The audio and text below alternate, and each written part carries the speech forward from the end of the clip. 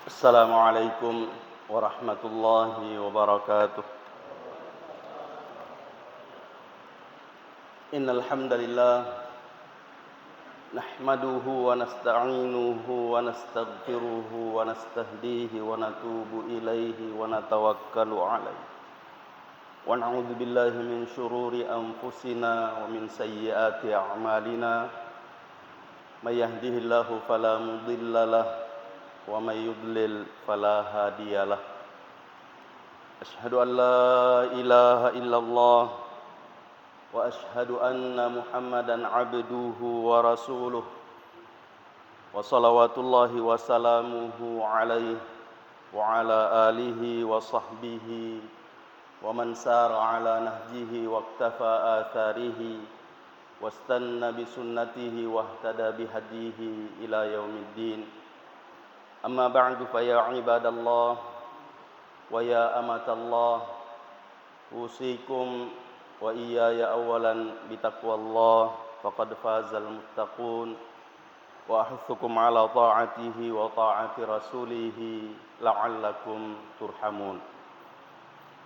Ma'asyiral muslimin wal muslimat, jamaah maghrib yang semoga kita semua dirahmati oleh Allah Subhanahu wa taala. Alhamdulillah, kembali kita memuji dan bersyukur kehadirat Allah Subhanahu wa taala atas limpahan karunia dan nikmatnya kepada kita semua, sehingga pada petang hari ini kembali kita dapat berkumpul di tempat yang mulia ini. Tiada lain tujuan kita kecuali mengharapkan ridha dan rahmat Allah Subhanahu wa taala, dan sekaligus sebagai wujud syukur atas nikmat pemberian Allah Subhanahu wa taala, yang mudah-mudahan apa yang kita lakukan ini menjadi pemberat timbangan kebaikan kita di hari akhirat kelak, dan semoga segala ibadah dan ketaatan kita dapat membahagiakan kita baik di dunia, terlebih-lebih lagi di hari akhirat kelak. Ma'asyiral muslimin wal muslimat, rahimani wa rahimakumullahu jami'an. Sebagaimana yang kita jelaskan pada khutbah Jumat tadi, bahwa Rasulullah sallallahu alaihi wasallam menerima perintah salat ketika beliau masih berada di Mekah. Kemudian setelah Rasulullah sallallahu alaihi wasallam berhijrah ke Madinah, maka beliau merasa susah untuk menghadap pada dua kiblat yang pada saat beliau berada di Mekah beliau bisa sejalankan itu. Dia menghadap Ka'bah dan juga ke Masjidil Aqsa di Palestina. Tapi setelah hijrah ke Madinah, beliau berada di tengah. Susah, sehingga selalu berharap semoga Allah Subhanahu wa taala mengembalikan untuk menghadap ke Mekah. Dan itu didengar oleh Allah Subhanahu wa taala, sebagaimana yang kita bacakan tadi, firman Allah Subhanahu wa taala dalam surah Al-Baqarah, qad nara taqalluba wajhika fis sama' falanuwalliyannaka qiblatan tardah fawalli wajhaka syatral masjidil haram. Sehingga pada saat itu ketika Rasulullah sallallahu alaihi wasallam mendapatkan perintah menghadap ke Ka'bah, penentang pertama atau yang tidak setuju dari apa yang diperintahkan oleh Rasulullah sallallahu alaihi wasallam adalah orang Yahudi. Dan alasannya sama dengan alasan yang biasa dikemukakan oleh orang-orang yang mendukung Yahudi. Ya, kalau kita mengambil contoh sekarang, kalau di malam Jumat kemarin saya menjelaskan kepada jamaah yang ikut mengaji bahwa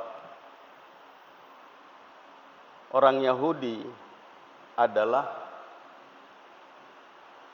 bangsa yang biadab.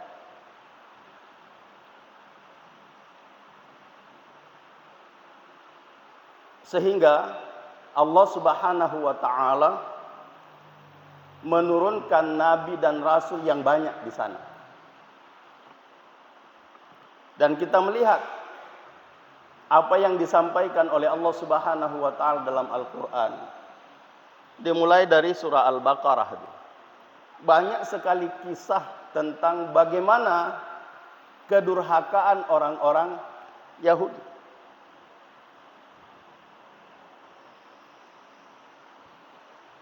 Yang ketika melakukan kedurhakaan diingatkan,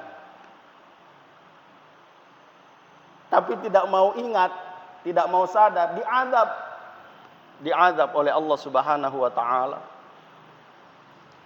Setelah diazab, baru kemudian kembali sadar. Lalu berulah lagi. Begitu seterusnya. Nah, saya ingin kembali kepada apa yang disampaikan oleh Allah Subhanahu wa taala dalam Al-Qur'an, bertalian dengan peralihan kiblat dari Masjidil Aqsa di Palestina ke Mekah. Tanggapan orang Yahudi bahwa Muhammad tidak punya pendirian. Ia mutus surate mangolo lo di Palestina. Nasuro sitawe mangolo di Ka'bah. Nah, bagaimana dengan orang-orang yang dulu menghadap ke Baitul Maqdis?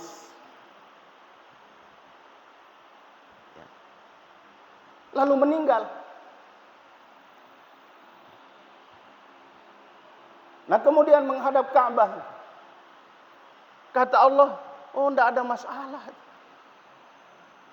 Orang yang meninggal ketika dia menghadap ke arah kiblat yang diperintahkan oleh Allah Subhanahu wa taala dan meninggal sebelum diarahkan ke kiblat yang lain, mereka dapat pahalanya.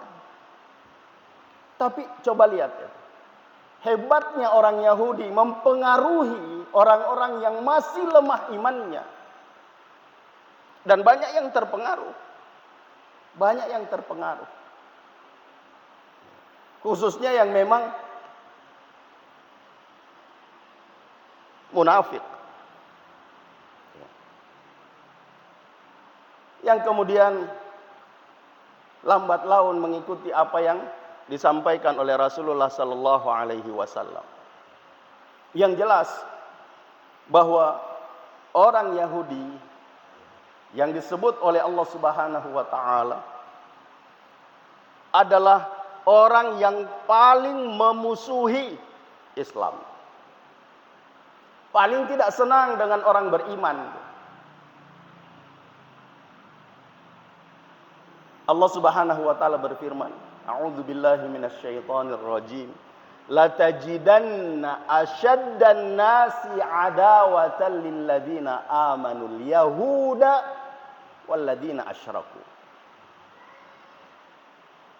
Sungguh pasti kamu akan dapati orang-orang yang paling asyaddan nas adawah, yang paling sangat keras permusuhan terhadap orang yang beriman. al-yahuda walladzina asyraku, yaitu orang-orang Yahudi serta orang-orang yang mempersekutukan Allah Subhanahu wa taala.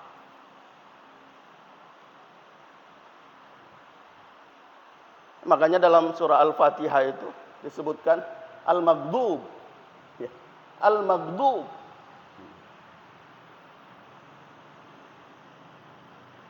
Ghairil maghdubi alaihim. Yang kita minta setiap ketika kita sholat, meminta kepada Allah, ihdinas siratal mustaqim, siratal ladzina an'amta alaihim ghairil maghdubi alaihim.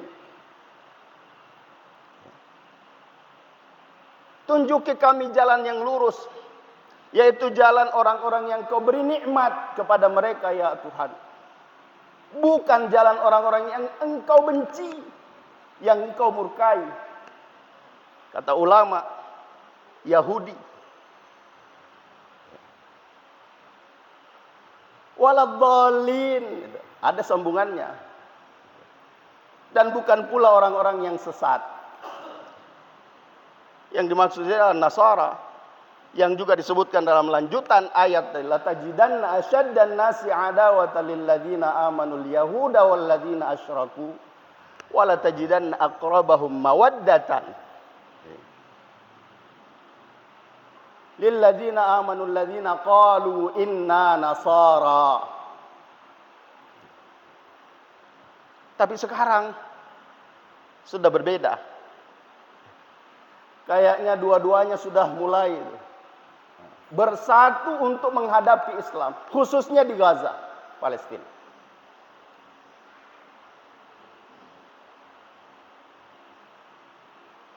Tapi tentu bukan Yahudi yang disebutkan ya, sebagai ahli kitab ini,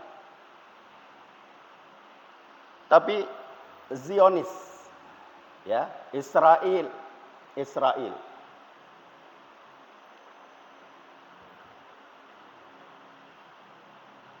Yang ketika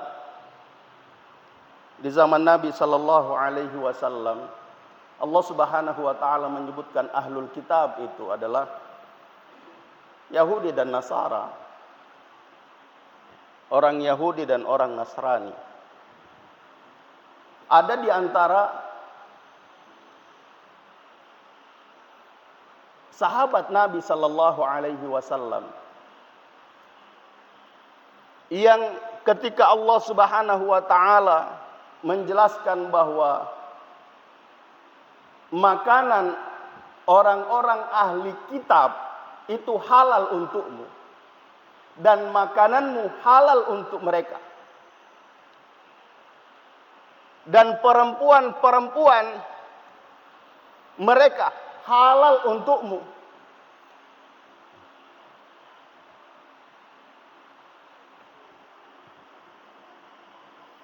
Ada sahabat yang mengatakan, lebih baik menikahi wanita budak yang telinganya robek-robek, hitam, daripada menikahi orang musyrik. Dia menyamakan Yahudi dan Nasara ahli kitab itu adalah musyrik.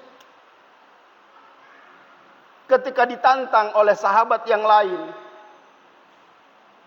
beliau berdalih, bukankah Yahudi mengatakan Uzairun ibnullah? Ya.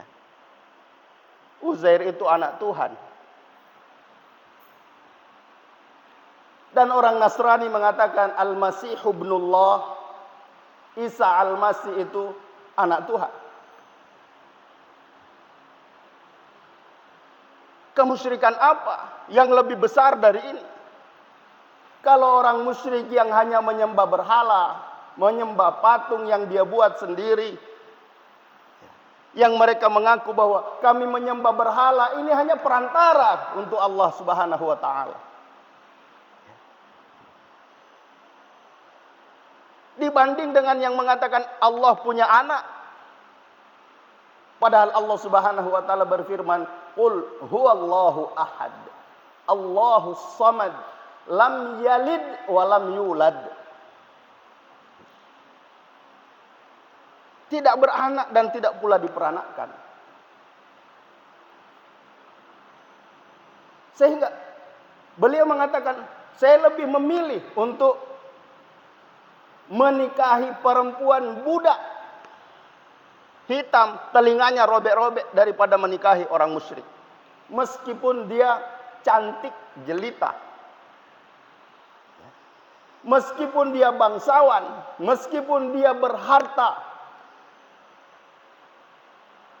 Seperti itu. Nah, kenapa? Karena beliau tahu permusuhan yang disebutkan oleh Allah Subhanahu wa taala dalam ayat tadi, la tajidanna asyaddan nasi adawatan lil ladzina amanul yahud wal ladzina asyraku. Sehingga ketika kita melihat deretan ayat tentang bagaimana kedurhakaan Bani Israel yang disebutkan di awal-awal surah Al-Baqarah itu,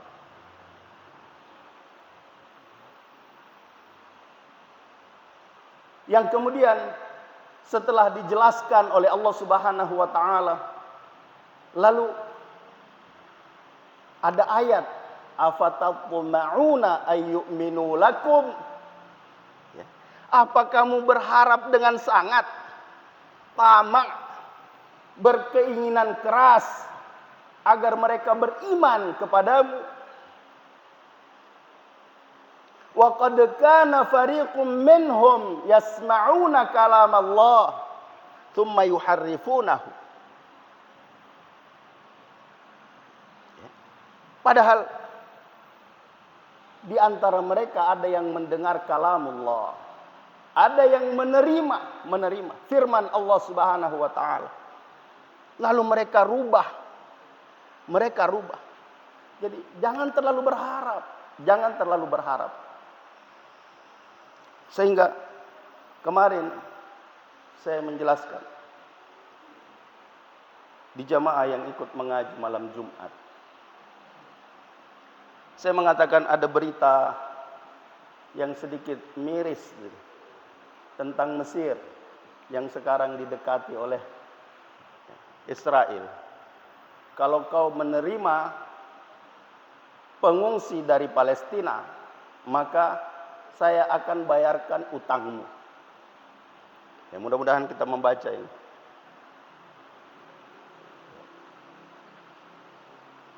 Dan saya mendapatkan ini dari sumber yang bisa saya percaya, sehingga saya berani mengemukakannya. Lalu beliau mengatakan, mudah-mudahan pemerintah Mesir tahu bagaimana Allah Subhanahu wa taala menjelaskan tentang Yahudi. Ya. Dikaitkan dengan ayat yang saya baca tadi, afatatma'una ayyuminu lakum wa qad kana fariqum minhum yasma'una kalam Allah thumma yuharrifunahu min ba'di ma aqaluhu wa hum ya'lamun.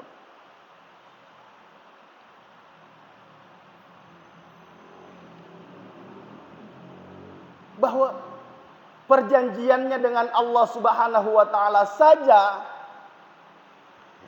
dia khianati, apalagi janji kepada sesama. Kepada Allah saja dia berani merubah, apalagi dengan sesama manusia. Sehingga ini juga penting untuk kita jadikan sebagai pelajaran untuk kita, bahwa janji yang sering tidak ditepati, ya, itu tanda-tanda sifat Yahudi, ya. Seperti yang juga kita pelajari pada jamaah yang membaca di malam Jumat, bahwa salah satu ciri sifat orang bodoh adalah suka mengejek. Ya, masih ingat Pak? Ketika terjadi pembunuhan, lalu mereka datang kepada Nabi Musa meminta agar ditunjukkan siapa pembunuhnya. Dia datang kepada Nabi Musa, doakan kami kepada Tuhanmu, kepada Allah, agar menunjukkan siapa pembunuhnya. Lalu Nabi Musa berdoa kepada Allah Subhanahu wa taala. Jawaban Allah, suruh mak gerek sapi.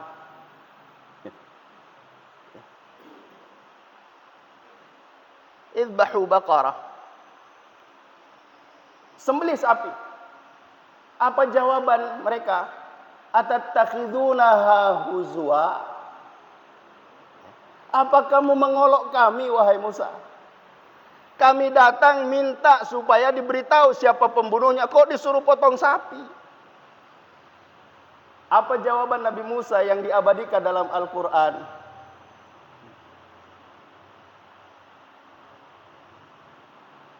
Qala a'udzu billahi an akuna minal jahilin. Aku berlindung kepada Allah dari termasuk orang-orang bodoh. Ulama memahami di sini bahwa mengejek itu, mengolok-olok itu sifat orang bodoh. Yang ditegaskan oleh Nabi Sallallahu Alaihi Wasallam dengan hadis yang kalau mau dipaksakan ketemu pasti ketemu. Ya. Jangan kamu menghina ibumu, jangan kamu menghina bapakmu. Sahabat mengatakan, engkau gak paling tahu. Ya. Rendahkan ambo indok, nah, hinakan bapak ibunya. Kata Nabi, ada seorang yang menghina ibu orang lain, maka dia menghina ibunya. Itu sama dengan menghina ibu sendiri.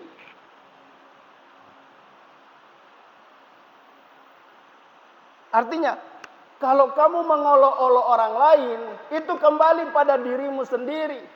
Tania gato dongo senar. Ya kan perbuatan bodoh. Makanya Nabi Musa atattakhiduna huzwa. Qala a'udzu billahi an akuna minal jahilin.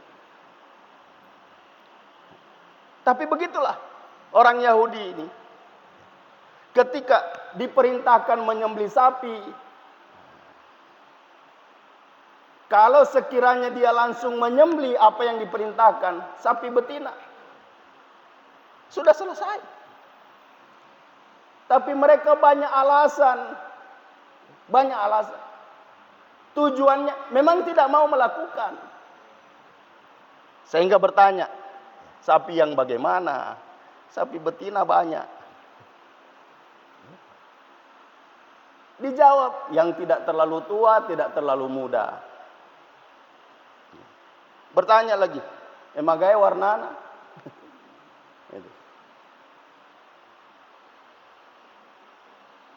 Disampaikan lagi, safra'un faqi' launuha tasurrun nadhirin. Yang kuning, yang sangat kuning, warnanya menyenangkan orang yang melihatnya. Nah, sudah mulai kurang. Tapi bertanya lagi, innal baqara tasyabaha alaina. Yang begini banyak, sehingga kami masih bingung. Panesanga. Nah, disampaikan kepadanya, Baqarah yang diinginkan oleh Allah Subhanahu wa taala, la dalulun tuthirul arda wa la tasqil hars, musallamatun la syiyata fiha.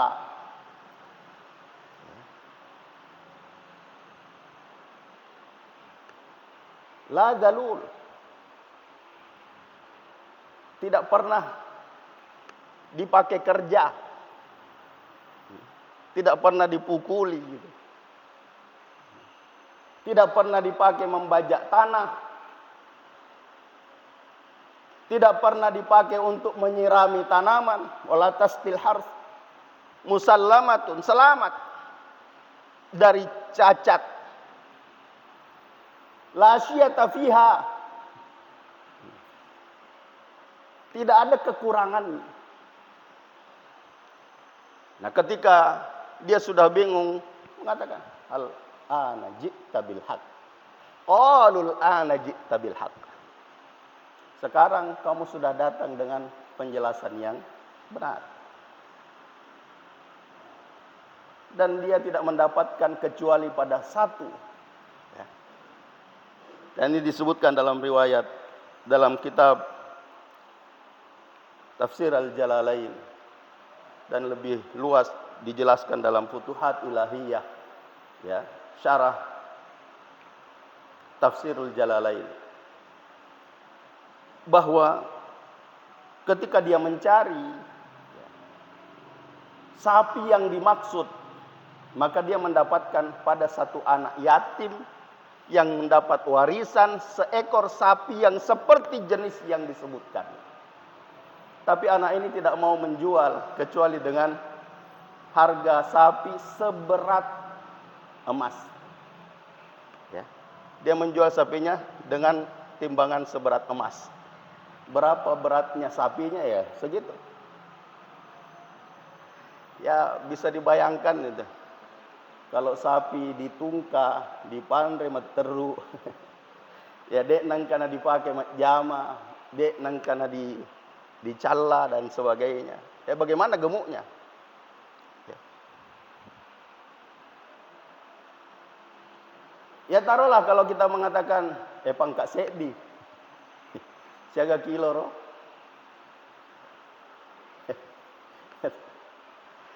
1 ton gitu ya. Nah, taruhlah kita mengambil 1 ton.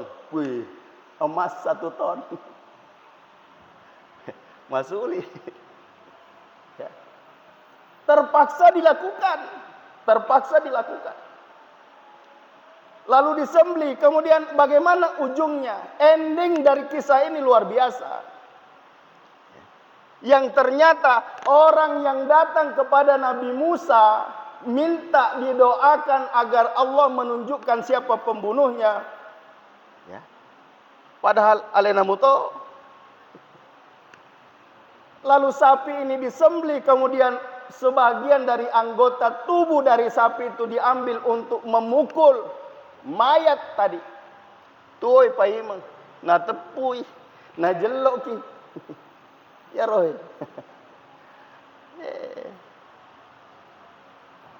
Nah, apa tujuan dia membunuh? Tujuannya ingin menguasai harta pamannya. Ya. Jadi pamannya ini tidak punya anak, maka dia ambil ponakannya, dijadikan anak.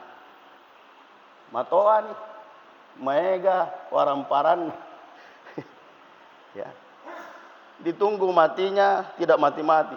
Sisen naunon. Ya. Nah, makanya insya Allah di pelajaran kita di usul fikih akan dapat ini. Ya. Kaidah yang menjelaskan bahwa man ta'ajjala qabla awanihi uqiba bihirmani. Siapa yang menyegerakan sesuatu sebelum waktunya, maka dia diharamkan untuknya. Nah, ini contohnya ini tadi. Dia segerakan, dimatikan saja supaya dapat warisannya. Ya, diharamkan, tidak boleh dikasih. Makanya di bagian di fikih nanti juga kita akan dapatkan pembagian warisan. Salah satu penghalang warisan adalah pembunuhan. Penghalang warisan, pembunuhan. Sehingga jamaah sekalian yang semoga kita semua dirahmati oleh Allah Subhanahu wa taala, berbicara masalah Yahudi panjang. Sehingga kalau ingin melihat bagaimana Allah Subhanahu wa taala menjelaskan tentang Yahudi dan Nasara, maka perlu untuk kita membaca Al-Qur'an. Pelajari Al-Qur'an. Fahami. Dan kemudian bukan hanya sekedar dibaca, dipelajari, difahami, tapi ketika kita tahu bahwa ini adalah sifat-sifat Yahudi, sifat-sifat Nasrani, jauhi, tinggalkan. Yang terakhir, salah satu sifat Yahudi adalah suka buat hilah. Ya, hilah. Ya, kalau hilah dalam peperangan memang dibolehkan. Tapi taktik untuk melakukan perbuatan supaya tidak dianggap melakukan kesalahan. Contoh, ketika Bani Israel dilarang menangkap ikan pada hari Sabtu. Ya. La ta'du fis sabt. Jangan kau menangkap ikan di hari Sabtu. Padahal ikan naik pada hari itu banyak ikan. Sehingga dia buat hilah. Dia pasang perangkap hari Jumat, ikan masuk hari Sabtu, ditangkap hari Ahad. Ya, kan saya tidak tangkap hari Sabtu. Itu hilah. Ya, sama kalau dengan sekarang orang bilang, jangan minum bir. Bukan jibir, angker. Ya. Nama lain itu, nama lain. Sehingga ma'asyiral muslimin wal muslimat rahimani wa rahimakumullahu jami'an. Kembali saya ingin mengingatkan bahwa apa yang terjadi di Palestina sana adalah sesuatu yang tidak lagi menghargai kemanusiaan. Dan siapa di belakangnya? Ya. Yahudi. Zionis Israel. Meskipun mereka sudah tahu bahwa ini adalah kesalahan, seluruh dunia berteriak. Khususnya apa yang dilakukan kemarin, menjatuhkan bom di tempat pengungsian yang mereka tahu bahwa di sana banyak perempuan, banyak anak-anak, dan bomnya adalah zat kimia, fosfor putih, ya, mematikan. Meskipun tidak kena, tapi itu berbahaya. Dan ujungnya mati. Tapi mereka buta, mereka tuli. Alhamdulillah di Indonesia TV One sudah mulai mengemukakan semua yang terjadi. Yang mudah-mudahan pemerintah kita juga melek, melihat, dan memang sudah mulai, meskipun bukan sebatas itu yang sebenarnya yang kita inginkan, tapi mudah-mudahan bisa terus terjadi perbaikan, dan kemudian sampai pada saatnya nanti kita mendoakan saudara-saudari kita yang ada di Palestina. Semoga Allah Subhanahu wa taala memberikan ketabahan dan kesabaran kepada mereka sampai akhirnya mendapatkan kemenangan yang gilang gemilang. Allahumma amin. Ja'alani Allah wa iyyakum minal amilina wal faizin wa adkhalani wa iyyakum bil jannati wan na'imil muqim. Aqulu qawli hadza wa astaghfirullahal azim li wa lakum wa lisairil muslimina wal muslimati min kulli dhanb. Faya fawzal mustaghfirin wa ya najatat taibin. Subhanakallahumma wa bihamdik asyhadu an la ilaha illa ant astaghfiruka wa atubu ilaik. Hadanallahu wa iyyakum ajma'in wal 'afwu minkum. Wassalamu alaikum warahmatullahi wabarakatuh.